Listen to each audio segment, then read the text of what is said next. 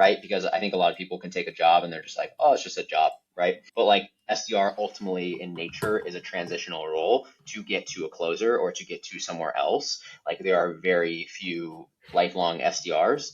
And so you just have this like, how are you thinking about the future? And if you're able to show that and they ask you, a couple questions of like, have you done your research of like, if someone were to ask you what is ZoomInfo at a bar that you met, like what would you say, right? And so like giving your elevator pitch, your brevity, and just how you communicate is a lot of it. You're not able to see a lot of the work ethic and like the technical thinking that goes behind it just in an interview, but you'll be able to see based on experience, like what have you done? Are you willing to show up and do the work? And how can you hold yourself in conversation and think on your feet?